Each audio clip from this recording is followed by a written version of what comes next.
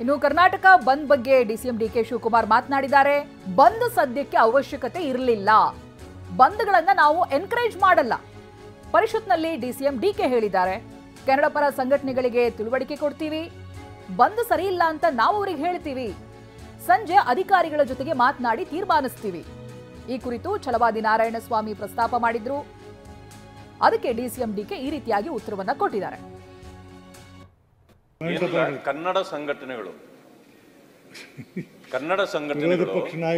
22ನೇ ತಾರೀಕು ಕರ್ನಾಟಕ ಬಂದ್ ಘೋಷಣೆ ಮಾಡಿದ್ದಾರೆ.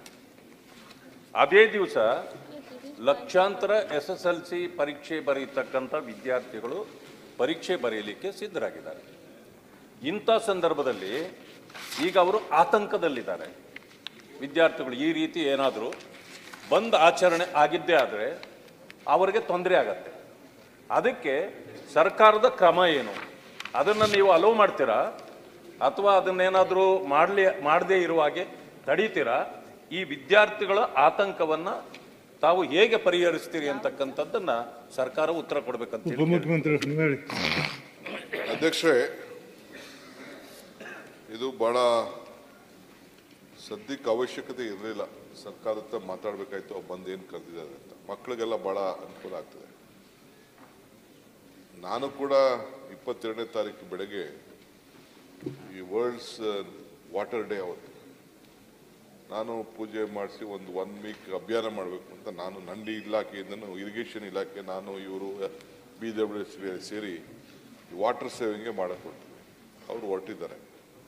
ನಾವು ವಿ ಡೋಂಟ್ ವಾಂಟ್ ಎನ್ಕರೇಜ್ ಈ ಬಂದ್ಗಿಂದೆಲ್ಲ ಕೋರ್ಟ್ಗಳಲ್ಲೂ ಕೂಡ ಎನ್ಕರೇಜ್ ಮಾಡೋದಿಲ್ಲ. ಪೊಲಿಟಿಕಲಿ ಆಗಲಿ ಯಾರೇ ಆಗಲಿ ಮಾಡೋಕ್ಕೆ ಸಂದರ್ಭ ಇಲ್ಲ.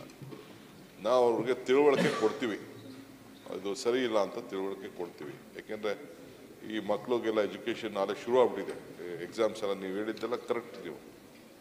ನಾನು ಮತ್ತೆ ಒಂದು ಸ್ಟೇಟ್ಮೆಂಟು ಸಾಯಂಕಾಲ ಹೋಗಲ್ಲ ಇದ್ರ ಬಗ್ಗೆ ನಮ್ಮ ಆಫೀಸರ್ಸ್ ಹತ್ರ ಮಾತಾಡ್ಬಿಟ್ಟು, ಯಾಕೆ ನನಗೆ ಕೆಲವ್ರ ಹತ್ರ ಮಾತಾಡೋಕೆ ಹೇಳಿದ್ರು, ಅವರು they can't anyone take the law into their hands, ಭಾಳ ಸಮಸ್ಯೆ ಆಗ್ತದೆ. ಸೊ ಅದಕ್ಕೆ ಮತ್ತೊಂದು ಸ್ಟೇಟ್ಮೆಂಟನ್ನು ನಾನು ಮಾಡ್ತೀನಿ. ಹರಿಪ್ರಸಾದ್.